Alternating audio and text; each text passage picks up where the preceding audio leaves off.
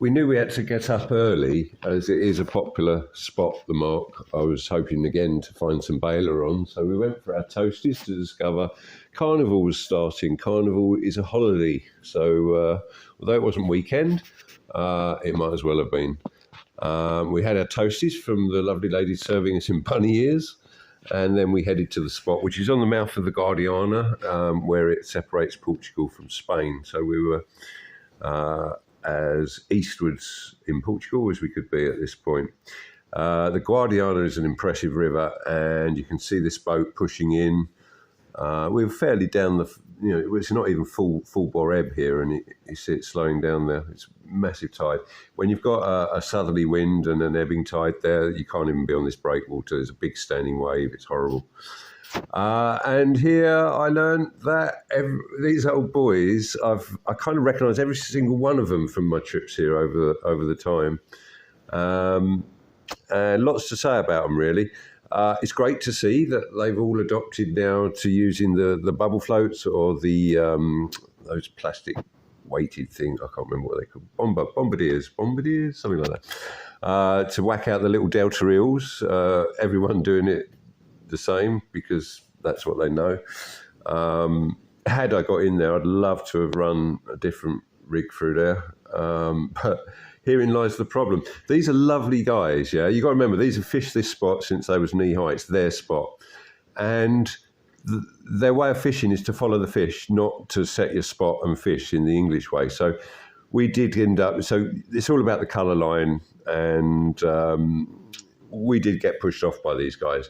However, when we realised it wasn't Baylor, it's small bass they were landing and taking, because size limits are very different. They're quite legal.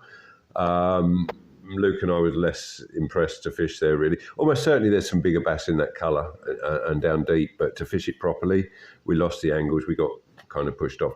If you react to that in the English way, these guys will smash you up. I know they did it to a Portuguese guy I know. Yeah.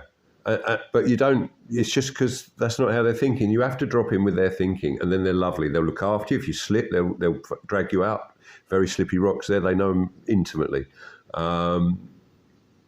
Play nicely if you ever fish this, Mark. We did. We retired. However, what's going on right now is the mullet that we were actually there for are starting to come in towards the base. And I think they're a flat-headed mullet. That's a shad, by the way, the guy's unhooking, which is a very significant sign of change. There's about to be an awful lot of those running up the Guadiana, and by April they'll be up where we were catching barbel. And if you're coming that time, that's a very good time to come, and I can link you in with the guides. Drop me a message.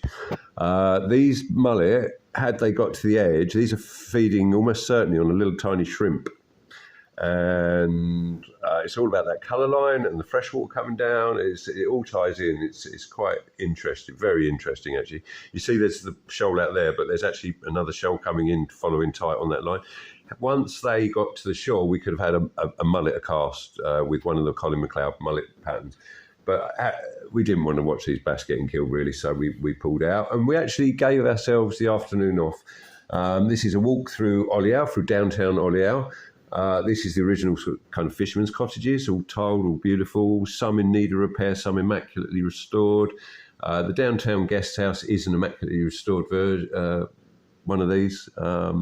Well, kind of a bit bigger, but yeah, it is in these beautiful little alleys. It's all part of the experience. Very, very good indeed.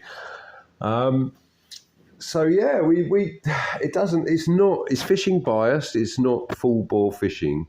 And we allowed ourselves to walk around into Oliao, around Oliao, because Luke had only ever been pushed to the restaurant and then off in the morning. And look what he found. He spotted these. This is a shoal of porgy, a type of sea bream. A good shoal of good sized ones as well, feeding on the weed there. You're not allowed to fish inside the marina in Oliao.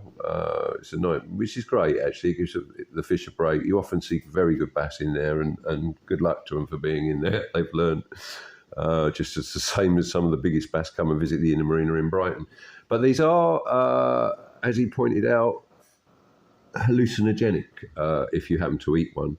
And the last thing you want in a foreign country is a hallucinogenic experience. So if you do fish for porgy and you catch one, put it back. Don't eat it, especially in a country such as this, because you've got art installations everywhere. And imagine that in a hallucinogenic experience.